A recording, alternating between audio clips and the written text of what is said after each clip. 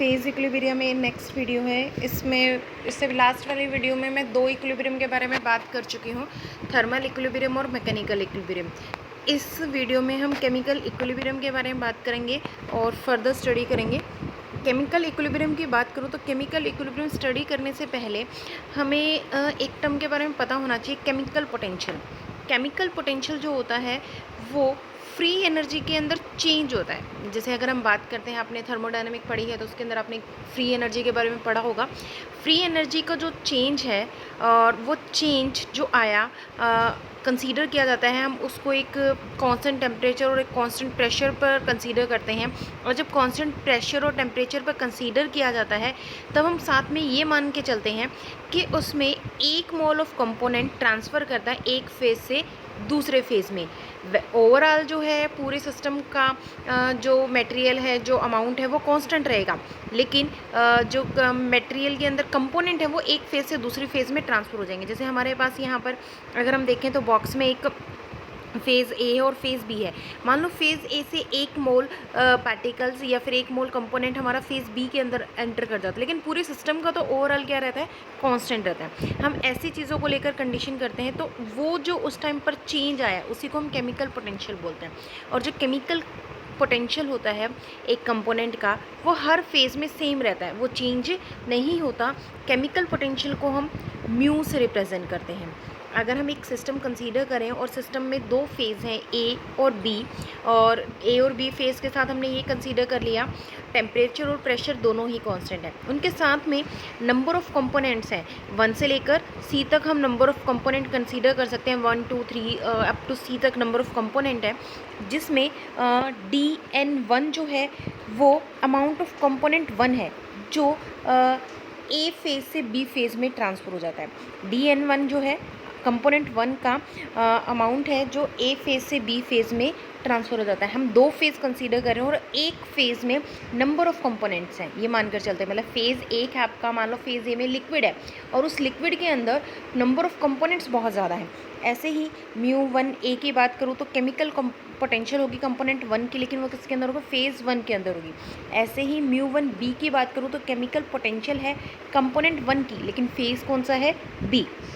अब जब सब्सटेंस क्या करते हैं, फेज़ ए से फेज़ बी में ट्रांसफ़र करते हैं तो फेज़ ए के अंदर फ्री एनर्जी डिक्रीज़ कर जाती है। तो वो जो डिक्रीज़ आएगा वो कितना आएगा, म्यू1 ए इंटू में DNI, मतलब जितने पार्टिकल ट्रांसफ़र किए थे वो, और केमिकल पोटेंशियल जो थी एक पार्टिकल की वो, अगर हम दोनों का प्रोडक्ट ले लेते हैं तो फ्री एनर्जी जो मूव करती है वो हम कैलकुलेट कर लेते हैं।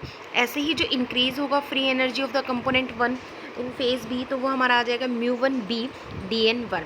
जो फ्री एनर्जी चेंज आया टोटल अगर हम निकालें तो फ्री एनर्जी चेंज क्या होगा, sum of free energy changes. Total जितनी भी फ्री एनर्जी सबका सम जो होता है वो टोटल फ्री एनर्जी चेंज निकाल सकते हैं। इसको हम partial mole of free energy के कॉन्सेप्ट से भी रिलेट करके चलते हैं।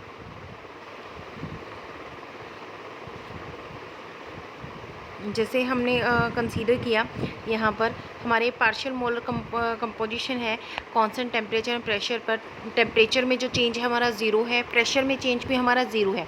तो जो हमारी गिब्स फ्री एनर्जी के अंदर चेंज आएंगे कांस्टेंट टेम्परेचर और प्रेशर पर, वो क्या आएंगे, सेम ही रहेंगे, उनके अंदर कोई भी चेंज नहीं आएगा। और हम ये सारे के सारे एक इक्विलिब्रियम कंडीशन पर अप्लाई कर रहे थे।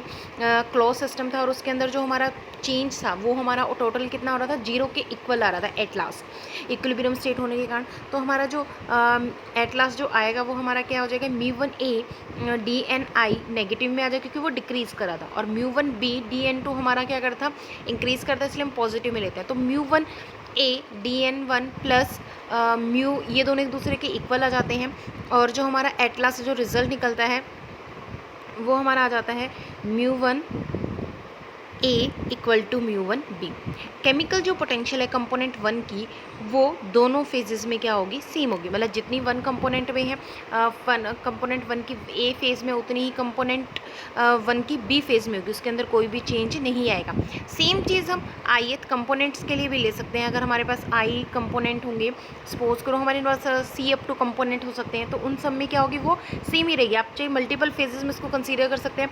जैसे मैं म्यू आई एक कंपोनेंट की ए फेज़ में कंसीडर कर रही हूँ, बी में कंसीडर कर लेती हूँ, सी में कंसीडर करती हूँ, हर फेज़ में उसकी केमिकल पोटेंशियल क्या है, सेम है। तो एक मल्टीपल सिस्टम के लिए जिसमें ith कंपोनेंट है, तो ये कह सकते हैं हर एक फेज़ में उसकी क्या आएगी, इक्वल आएगी। जो थर्मोडायनेमिक हम ये स्टडी करते हैं, अब थर्मोडायनेमिक क्राइटेरिया हम स्टडी करते हैं। हमारे पास फेज़ 2 हैं, लेकिन हमारा जो कंपोनेंट सिस्टम है वो 1 है। हम थर्मोडायनेमिक क्राइटेरिया के बारे में स्टडी करेंगे। हम ये मान लेते हैं हमारे पास 2 फेज़ है। जैसे वाटर को कंसीडर किया, वाटर को अगर हम कंसीडर करते हैं तो वो लिक्विड से गैस में चेंज हो रहा है या फिर सॉलिड से लिक्विड में चेंज हो रहा है। इक्विलिब्रियम है, 2 फेज़ इक्विलिब्रियम, सॉलिड से लिक्विड के बीच में इक्विलिब्रियम है या फिर लिक्विड से गैस के बीच में इक्विलिब्रियम, 2 फेजेस के बीच में इक्विलिब्रियम, लेकिन हमारा कंपोनेंट कितना है, 1।